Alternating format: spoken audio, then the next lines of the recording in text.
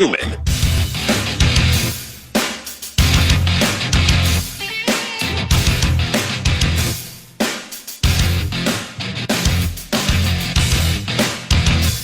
Final hour, filling in for Paul Allen and Eric Nordquist. Kevin Fallness along with Brett Blakemore here on KFAN 9 to noon. And we've been talking a whole lot of hockey. And I don't think that'll change for the next 10, 15 minutes as we bring in the general manager of the Minnesota Wild, Mr. Bill Guerin, who I assume is in the belly of the beast. I assume you're in Dallas, Billy?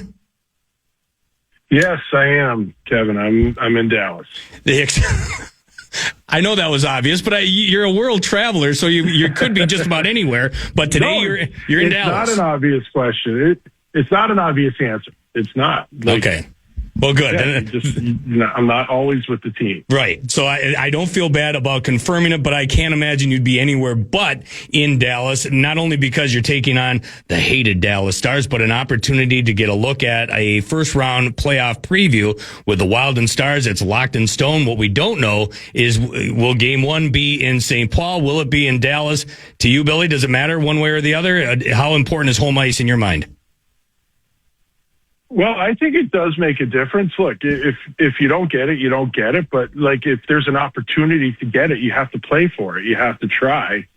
And this game has meaning tonight. That's what's great about it. And it's a really good test for our team. Dallas has been a big rival for a long time now, and we have an opportunity. So yeah, I'm glad that I'm here. It's a different aura around this team heading into the playoffs this year compared to last in the fact that you're not going down to the wire. You've got your spot locked up, 2 weeks early, as opposed to last year where it took into the final seconds. Is there a little bit, again, there's still something on the line here. You're battling for home ice advantage, which is something, but is there something a little bit better about the fact that you've got that spot locked up a little bit earlier than the final seconds of the regular season? Oh my God, yes. Yeah, come on, Kevin, are you kidding me? That was brutal last year. It's much better to be in the position we are in this year than last year. That was way too close for comfort, but, the guys have played well all year and, worked really hard, and it's really, really hard to make the playoffs in the National Hockey League. And I just think that's an accomplishment for all the teams that do it on its own. But now it's, getting ready to win, try to win the first round and move on from there. But, it's funny, when I broke into the league in the 91-92 season, there were 21 teams in the league. Yeah. And 16 made it. Now, all these years later, there's 32 teams, but the number of teams that make it has not changed. So that just kind of paints a little bit of a picture of how difficult it really is to make the playoffs in this league. So I'm really proud of our group. And look at these races, Billy. We were just doing this earlier in the show, talking about the battle in the Eastern Conference for the final playoff spot, the battle in the West for the final playoff spot. Guys are losing their jobs with 8 games left to go in the regular season, 4 games left for Patrick Waugh and the Islanders. What a dogfight it is each and every year, and this year's no exception. It's crazy. The race out east, starting at 7:00 Eastern, the playoff race in the East, it changes hourly. It's crazy. It's just, but I think that's the health of the league, it shows the health of the league and how competitive it is. And I just think it's so much better for our fans because, there's so many teams that are still in it playing meaningful games that it doesn't, there are a lot more teams in it to the end, which gives more importance to the games, and the fans can enjoy it that much more. So I just think it just shows on what a good good place our game is in. Yeah, no doubt it's going to go down to game number 82 for a lot of these teams. Luckily for Bill Guerin and the Minnesota Wild, they've already got their spot secured. 78 games in, Billy, if I told you you'd be in this spot coming out of October when you had dropped 9 of 12, and now here we sit with a chance to potentially leapfrog the Stars for home ice advantage, it's incredible, the turnaround. What changed so drastically from Halloween to where we sit now in the middle stage almost of April? Yeah, you know what? I think the start was a bit of a wake-up call for the guys. I think they realized that, you know, they couldn't continue to perform the way that they were performing and have success. You know, and this is kind of what John is talking to them about now, and I think this is what happened back then, is that we have to play with identity before systems. You know, we can worry about systems and, you know, where everybody has to be, you know, that's great. But if you don't play to your identity, that doesn't matter.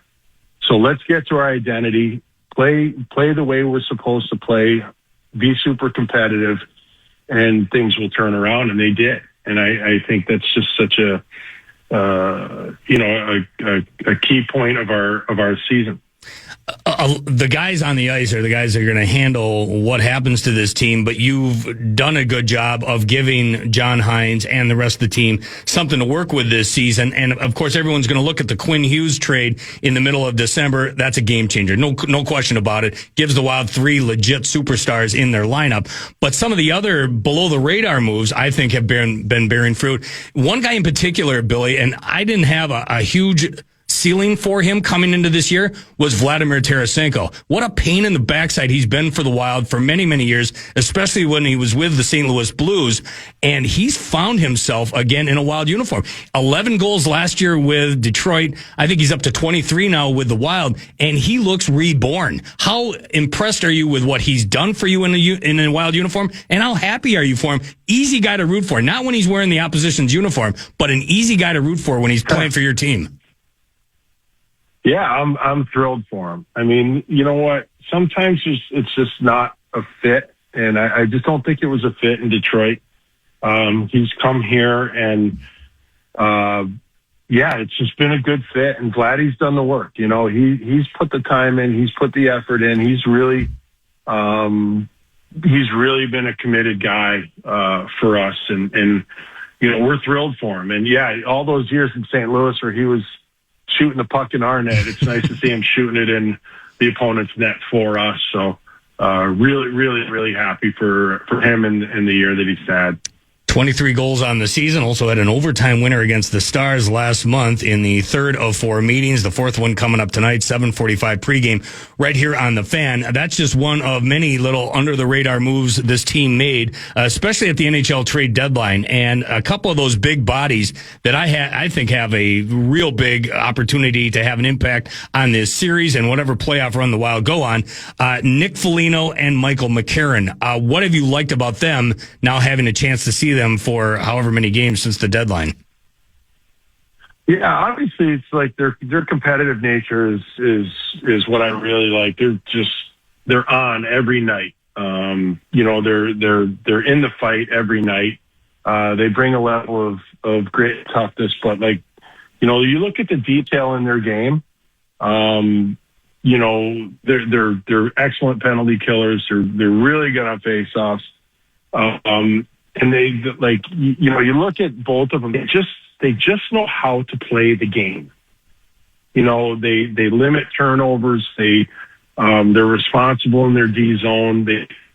You know, there are a lot of little nuances to both their games that, you know, you might not, you know, it doesn't jump off the TV screen to you, but they're just little plays that help you have a successful shift or a successful penalty kill or something like that. And then, you know, the character part to me and the leadership is I guess all the intangibles that they bring are really valuable. And they bring some beef. A guy that does not, that was also added at the trade deadline, was Bobby Brink. He's not going to scare anyone with his physical prowess, but I know that you love the potential upside for Bobby Brink. What role do you see him playing as you make your way into the playoffs and then in that series against Dallas? Where do you see him fitting into what role do you see him playing here for John Hines and company? Yeah, we'll see where he fits in. That's going to be up to John. But I love Bobby's a hockey player, and he's not the most beautiful skater in the world. But what he has is he has great hockey sense. He's got good hands. He's got intelligence, and he's very competitive. And that's what we really like about him. And you know what? Just as long as he's bringing that each and every night, he does. You know what? He does just great. I think Bobby's going to be a big contributor for us. Couple of quick ones here about a couple of young guys that aren't in the lineup and aren't available to you, at least for tonight. Charlie Stramel's one of them. I talked to him earlier in the show. You can go podcast that. I don't think you will, but the listener could if they missed the conversation with Charlie Stramel. Entry-level contract earlier this week. Bummer for sure. Broke his ankle there a couple of weeks ago against Wisconsin, but continues to make waves as an up-and-coming prospect within the organization. What did you see him from the time you drafted him to the time that he finished up his career there in college hockey and with Michigan State? How much are you excited about the upside of Stramel? Oh, man, we're really excited about him. You know what? Honestly, just what he showed in his college career was incredible, fortitude. And my old coach, Dan Bilesma, used to say, have a word called stick-to-itiveness. And he just stuck with it because the first 2 years at Wisconsin were not great. They were a real struggle for him. He switches over to Michigan State, and, Adam Nightingale does a great job with him, kind of, boosting his confidence. And he did such good work over his 4 years in college. It was incredible from where he started to where he ended up in top 10 for Hobie nominations. It was unbelievable. So we're really excited about Charlie, at the 6'3" or 4", whatever he is, 220-pound center.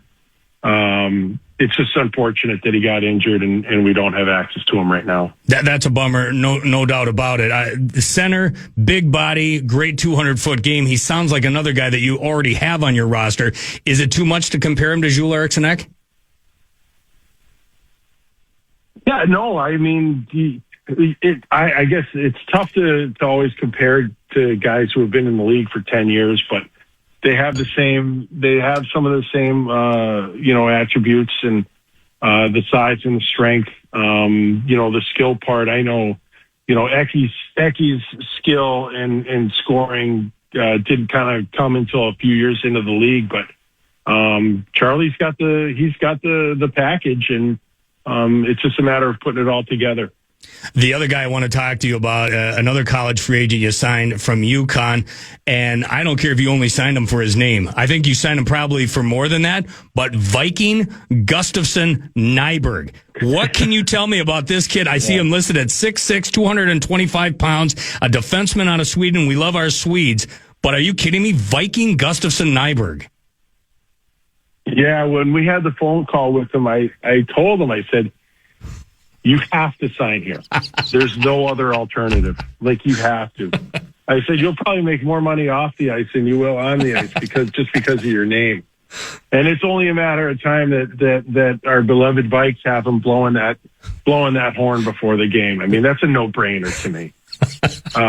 But honestly, the name aside, like you said, 6'6", 225, and he's a very good skater. There's a great clip of his assist last night playing for Iowa on Twitter or X or whatever you call it now. Yep. He's got some real nice qualities about his game. Because at his size, he's a very good skater too, and he knows what he is. And I think for a young player, knowing what your identity is, knowing who you are, that's such a big, that's kind of half the battle, because you got to know what you are before you start really, taking the next step. So we're really happy that we have him. He's joined us here in Dallas. Like I said, I had breakfast with him this morning, and, we chatted for a while, and he's a great kid. So it's, we're excited for him. Love to hear it again. Viking, Gustafson, Nyberg. You're no stranger to this game. Billy, you know all about, yeah, I know, it's phenomenal.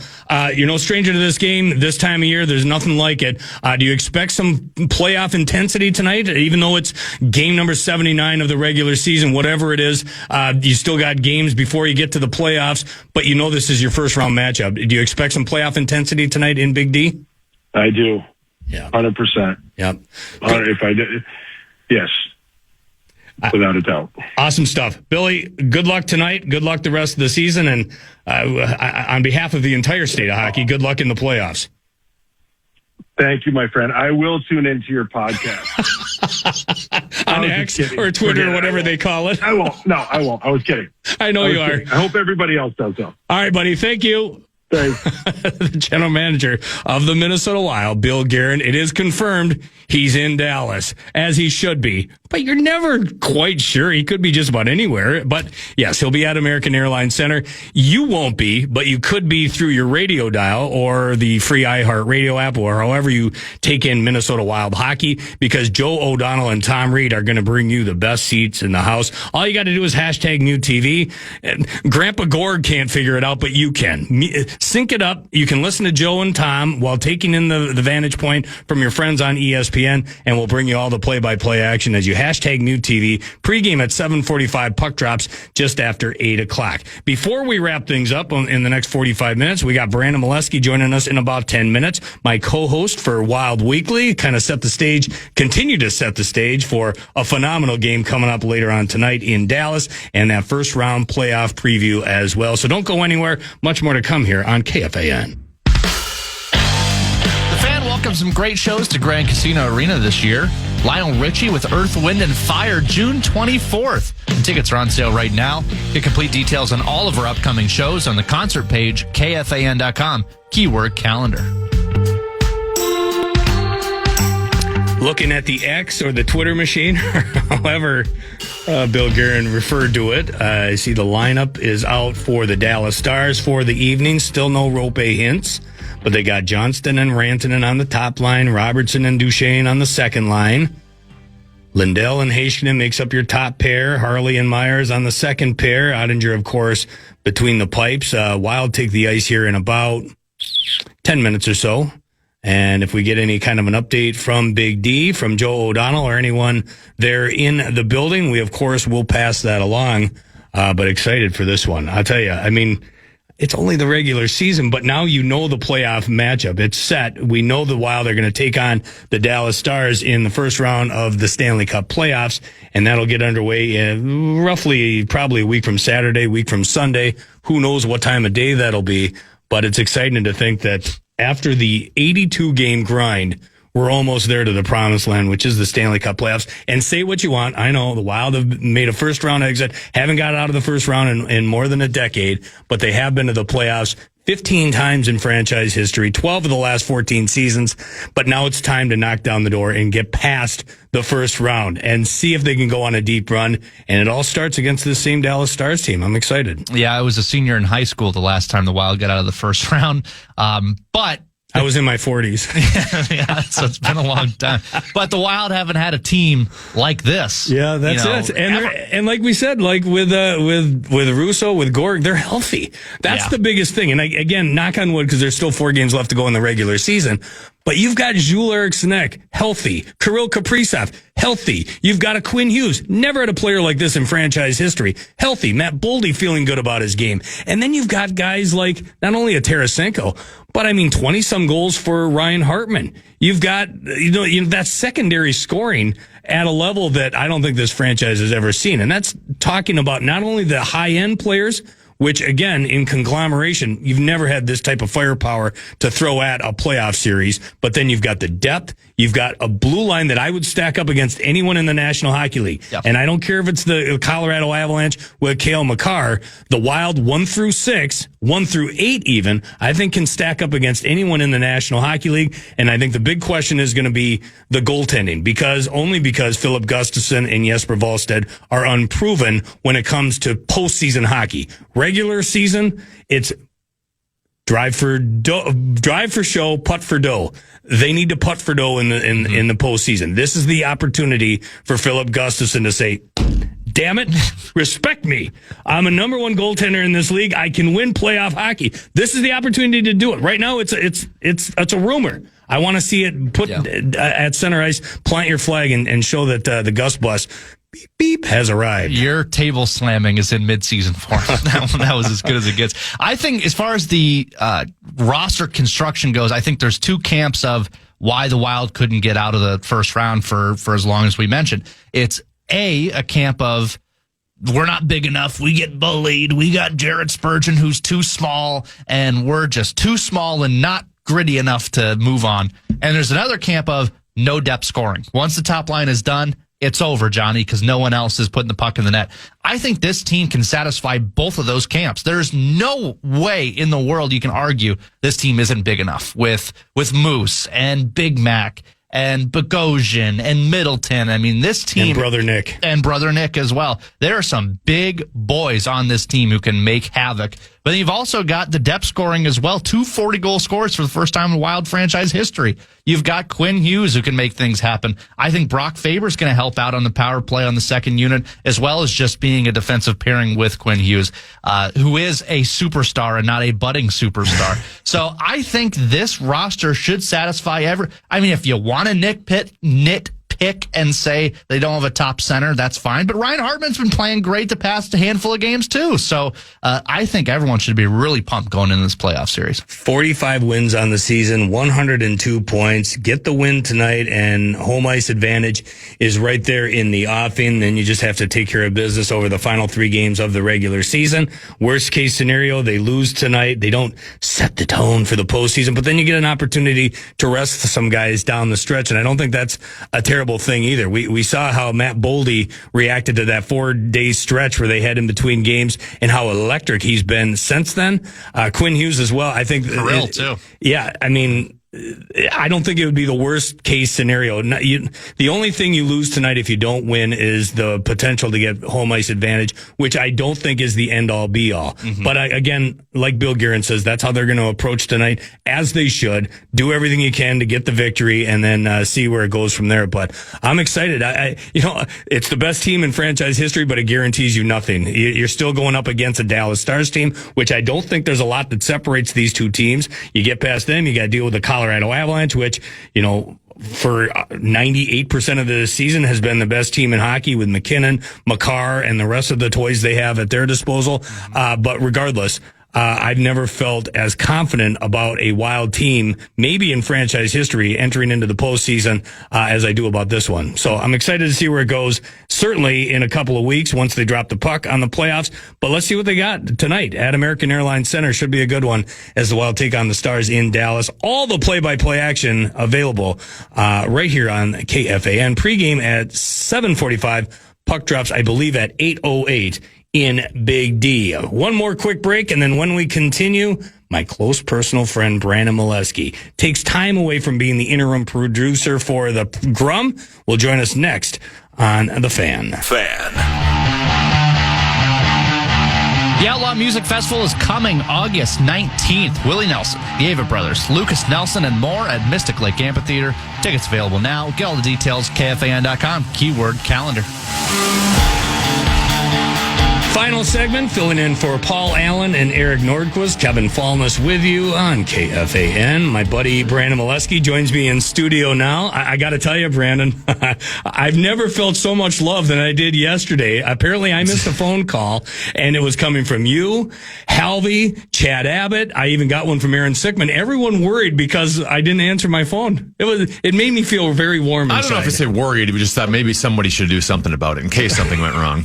Well, it was. I don't know if there was concern on our part. It felt like concern. I felt genuine respect and care. It was odd behavior from you. You and I thought, had a Charlie Stramel interview for KFAN Wild Weekly scheduled for 10 o'clock. I text you at 9:45 doing, hey, are you coming in? Am I, do I need to connect you down the line? Nothing. Crickets from you. And then 10 o'clock hits, so then I call you. Nothing. Texted you again. And I'm like, well, I have to leave in like 20 minutes to go down to the Legends Golf Club. So, apparently you just bailed on the entire interview. I felt bad about it before I talked to you, before we just went on the air. Now I feel terrible because it turns out that was my intent, was to make you feel awful. All the way back, instead of going right to the Legends, you came all the way here to do an interview that we ended up not doing. Yeah. You also missed out on a potential round of golf as well prior to it. So, it's piling on. I felt loved yesterday. Now I feel terrible. There was a 10-minute stretch where it crossed my mind that something health-wise might have gone wrong with you. So I'm just happy that you are healthy and alive. Well, I very much and that I get to talk wild hockey with you for the next 15 minutes. And that's what we're going to do all season long. We do this KFAN Wild Weekly. Today we get to do it live on the radio prior to you starting your little program there at noon with the common man, Dan Cole.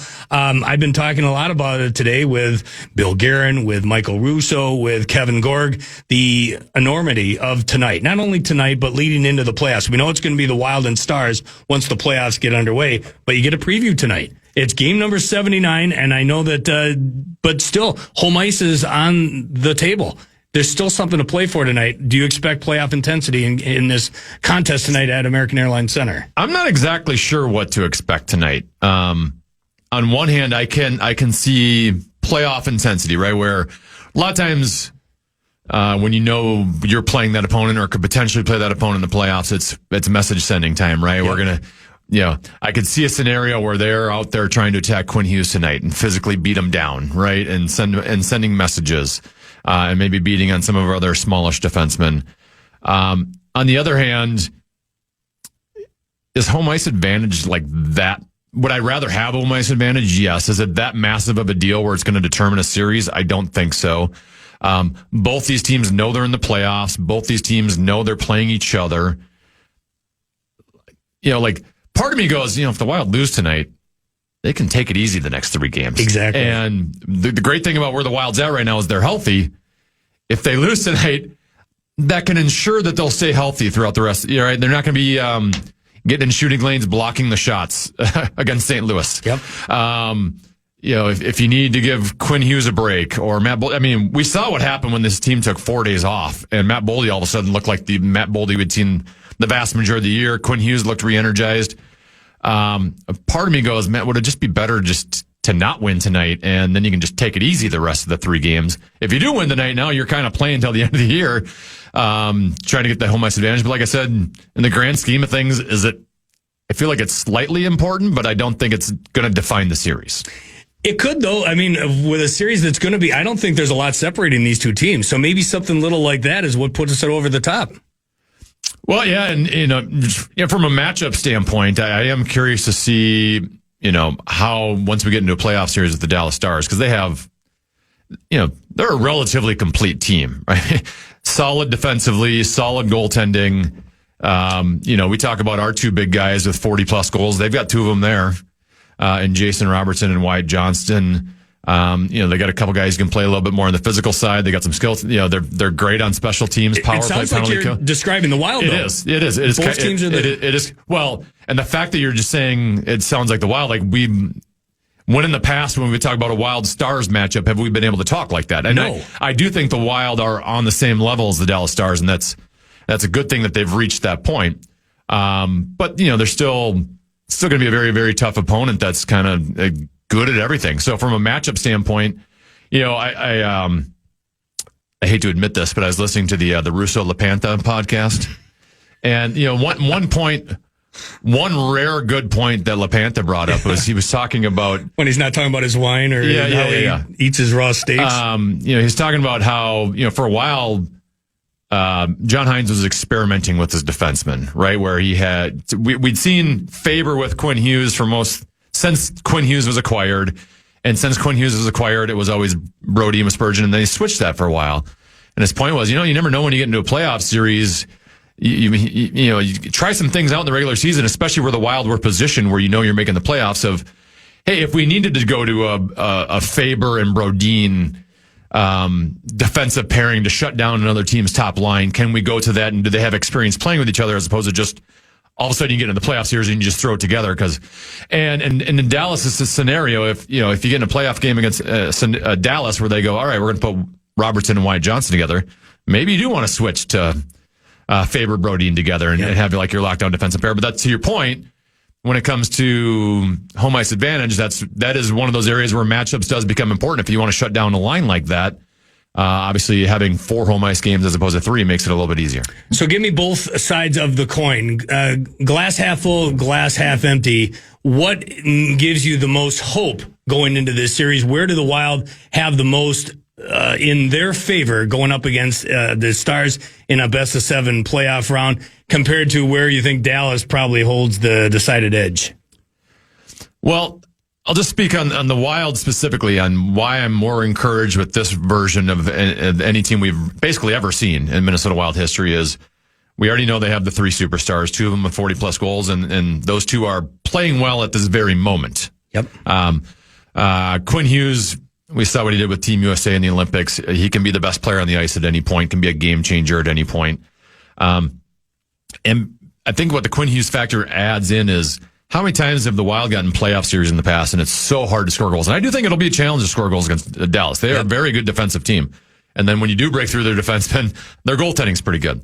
But they do now have potential of, hey, we're down 2-0 in a game. We can still come back and win a playoff game. And a guy like Quinn Hughes is the reason for that. Their power play is as good as I've ever seen with the Minnesota Wild. When Hughes, Kaprizov, Boldy, Eriksson great in his role, and then Zuccarello setting everybody up. I do think their penalty kill is pretty solid now, and specifically they have depth at penalty kill, where you can roll out 3 different forward pairings that you feel confident putting them on the ice, and you have a shutdown penalty killer on the blue line in Brock Faber. When we've played Dallas in the past, we have not matched up to them in special teams. Now I'm not going to say we're better on special teams, but we're at Dallas's level in special teams. I feel like this Wild team can play a variety of ways. If they need to play a speed, play on the rush game, they can do that. If they need to muck it up a little bit and get on the forecheck, especially with some of the additions they made at the trade deadline with McCarron and Nick Foligno, they can play that style. So I think they have a variety of ways that they can play. When looking at what areas I'm concerned about facing Dallas, one, they always destroy us in faceoffs, and we're still not a great faceoff team. Yep. 2, I know statistically there's probably not much difference in the goaltending between these 2 teams in this season. But one's unproven. But if I'm doing a 1-game scenario where it's Ottinger versus Gustafsson, I'd still probably take Ottinger. So I feel like they still have the goaltending that could steal a game or steal a series. And in that regard, we might not be matched up properly. And the one thing I'm looking forward to I'm most curious about is, and I think Quinn Hughes will change the way he plays once he gets into the playoffs. But there's been moments where Quinn, and then we've seen it in the past with Spurgeon, Brodin not having the biggest defenseman, that we can struggle from a net front standpoint. And we've given up a lot of goals recently. Guys, shots from the points, guys all alone in front of the net with no one even putting a body on them. And like I said, I'd like to think Quinn Hughes would play with a little more focus and a little more intensity in that regard once you get into a postseason series. So I'm not super concerned about it, but just controlling the net front right in front of our goaltending, I think, is going to be big in the series. Drill down more on the goaltending situation if you can. There's no doubt Jake Ottinger's the guy for them, hell or high water, win or lose or tie. Jake Ottinger's going to be the guy between the pipes. But for you, how much confidence do you have in Philip Gustafsson coming into the postseason? We know what he's done in the regular season, but as I was talking about earlier in the show, what he did at the Four Nations, what he did at the Olympics, what he did, in playoffs past. Where's your level of comfort with the Gus Bus? I think I've said this multiple times now on the airwaves over the last couple of weeks. I think I said it with Micheletti and Tenna Fitzgerald. I've said it with Common. I like Philip Gustafsson. I don't love him. But that perception could change, right? If he goes into this best of 7 series and outplays Ottinger, now your perception of him is different. Then I would love him. Yeah, right. And I think he's got Gustafson's just more of a solid, be in the right position goaltending, right? He doesn't have a ton of personality, not a lot of flair. Even Pat Micheletti brought it up, and I kind of agree with him that there's still some moments where Gustafson's kind of taking himself out of games, and he's leaving the game in the middle of the third period and throwing up, and it's happened kind of multiple times. Wallstedt, I like a lot. And the thing with Wallstedt is we haven't seen him in a playoff series. We haven't seen him have to, the game's going to change once you get to the playoffs. I have no idea whether he can change with that and adapt to it. Long term, I think he's going to be an absolute stud. Yeah. And, it might be as soon as at some point in this playoffs where he's taken over for Philip Gustafsson. But Gustafsson's going to start game 1, but the beauty of it is you do have a very dependable backup goalie that if Gus isn't on his game, we got someone else we can ride with. You think Gustafsson's on a short leash? I mean, it depends on how he plays, right? I mean, if he has one bad game, yes. If he goes out and gives up 5 goals.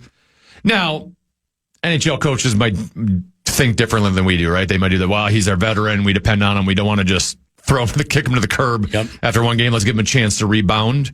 But like I said, I think the backup goalie here in Minnesota is better than most backup goalies around the National Hockey League, and that's a luxury that you have. And, you don't have time to mess around in a series against the Dallas Stars. If you need to, you can't be going down 2-0 against them. So if Gus is giving up 5 goals in game 1 and 2 of them are softies, I'd go to Wallstedt in game 2. Wild and Stars tonight in Dallas. Pregame at 7:45 right here on KFAN. I'm following Wild Joe Radio on the Twitter machine, the play-by-play voice of the Minnesota Wild, and he'll have all the action with Tom Reed tonight from American Airlines Center. He says Bobby Brink is out tonight. This is per the head coach of the Minnesota Wild, John Hines. Nick Foligno back in against the Dallas Stars. No other lineup changes. Philip Gustafsson gets the start between the pipes. It feels like it's going to come down to if you want a bigger, meatier lineup, you go with Nick Foligno, or if you want a little bit more adversity when it comes to some other opportunities there from an offensive standpoint, you put in Bobby Brink. Feels like that's basically the only lineup decisions right now. Yeah, I've gotten a lot of feedback and interaction on my X account over the last couple of weeks because I've talked about that difficult decision for the 12th and 13th forwards on X, and I brought it up again the other day. After watching this last weekend and watching Nick Foligno, I think Nick Foligno's got to play. He is so solid, smart, in on the forecheck, works hard. He seems like he can play a playoff style of hockey. I love the combination of him and McCarron and his brother together. Yeah. And what really, I think, separates a Nick Foligno from, say, a Bobby Brink is Nick Foligno is a top penalty killer, but he can also win draws. And that's we've talked about our lack of faceoff wins and Dallas Stars scoring power play goals on our team in the playoffs before. You can throw Foligno and McCarron out as your first PK pairing at the forward position. Both of them can take draws. So either A, McCarron's right-handed and Foligno's left-handed. So depending on what faceoff circle, you can have either of them take a draw. But if one of your centers gets kicked out, you have another reliable center that can jump in. And he's a grizzled veteran. He's not going to get thrown off by the intensity of a playoff game. He's so cool. I mean, we saw it against Ottawa and Detroit over the weekend, just composed with the puck. And he had one scenario on the PK where he was on his backhand. It looked like he had nowhere to go, and he just kind of turned around, didn't throw it away. He didn't throw it off the stick like a lot of guys would right away. Just get it off my stick like a hot potato. I think Nick Foligno's got to play.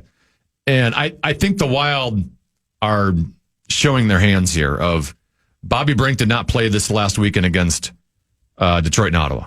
Yep. And when I had Russo on the Tenna Fitzgerald on Friday, he said at the time, hey, John Hines said, like, what we're going to do this weekend is probably going to be, we're trying to look at what our playoff lineup's going to be. Sure. And now they're in another situation where you're playing for home ice advantage versus the Dallas Stars, and Bobby Brink's not on the ice. So I like Bobby Brink. Clearly, he can add more goal scoring than some of the guys that are going to stay in the lineup for him. But because he doesn't play center, because he doesn't kill penalties, to me, he has to score for you. And we also have the other fact is he's not a big guy. Yeah. And so the style of play in the playoffs is different than the regular season. Can he handle that? He might be able to.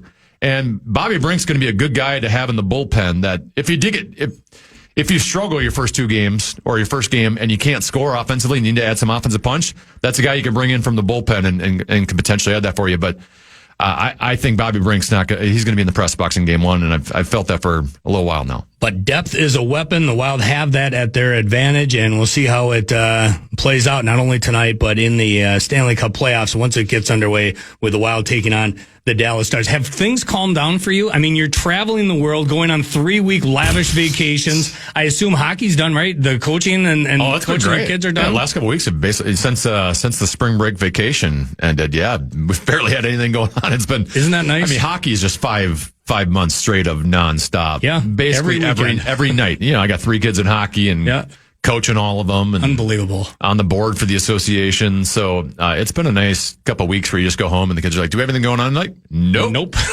You could actually be a kid and go play with your friends in the neighborhood. And it'd be nice to warm up a little bit, though. Yeah, well, that's coming.